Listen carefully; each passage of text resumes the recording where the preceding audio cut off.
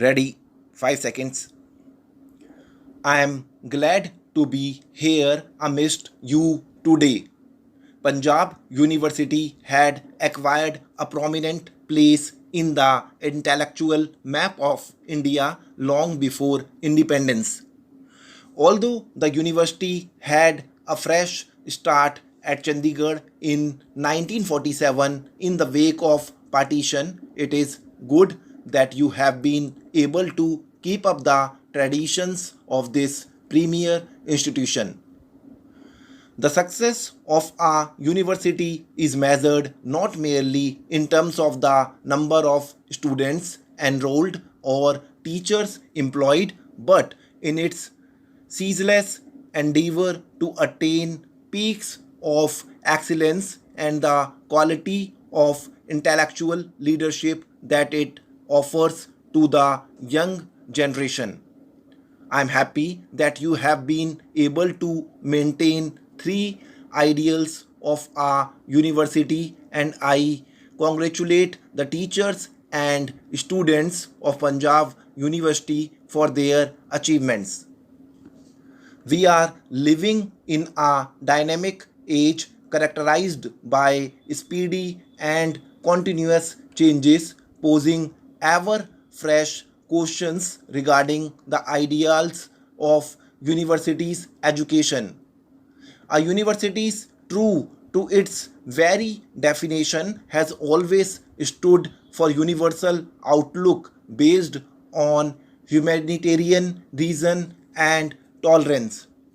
The success of a university consists in its capacity to produce independent thinkers endowed with strength of character.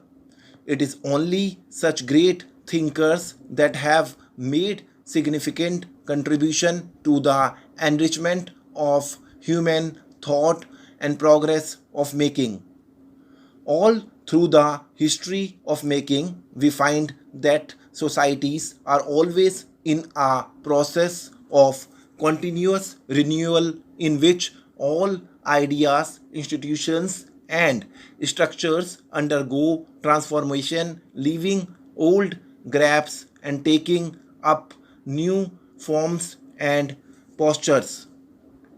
This process of constant struggle for renewal has been the chief characteristics of the evolution of modern society. What is essential is that we should contribute our might to this process of renewal, endowed with the strength of character and courage of conviction.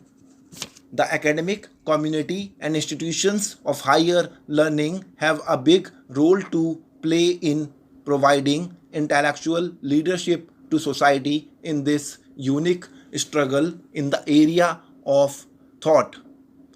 Our universities should have the moral courage and intellectual honesty to assume this leadership.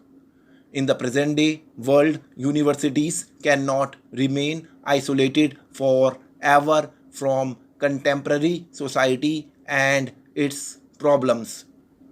They must try to reach out to society and help in finding solutions to the ever increasing problems of contemporary life. This active participation of universities in the life of the community will go long way in enriching the quality of life of the community at large. We are passing through a time of several stresses and strains. Some of the social tensions around us today are thrown up by the very process of our own social development.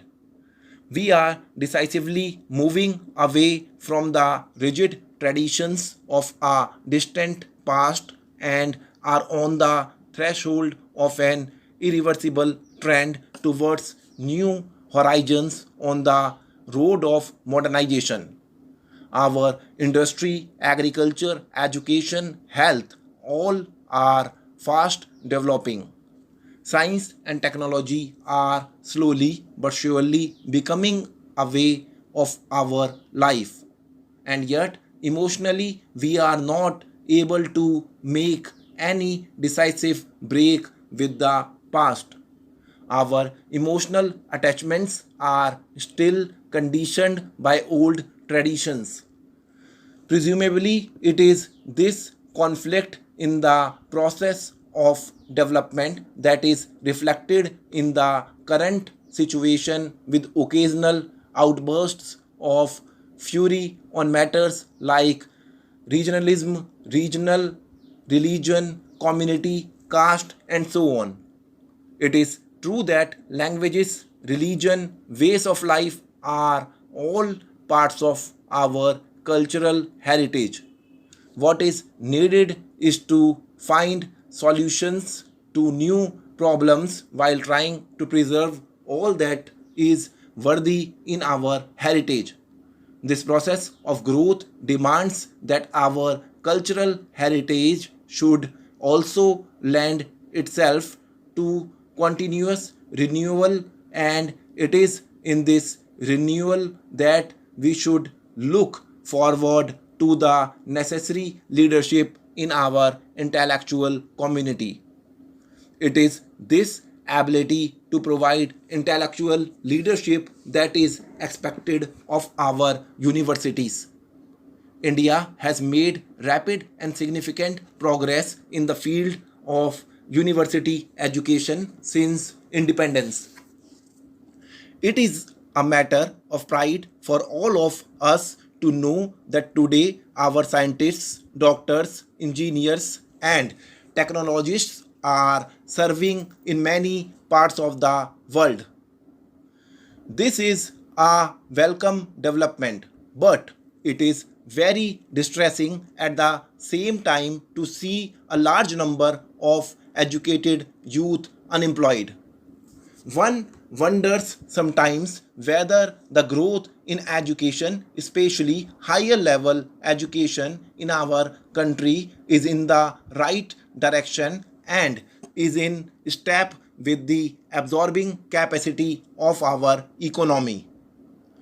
The primary objective of learning for eating cannot be ignored in a country like ours.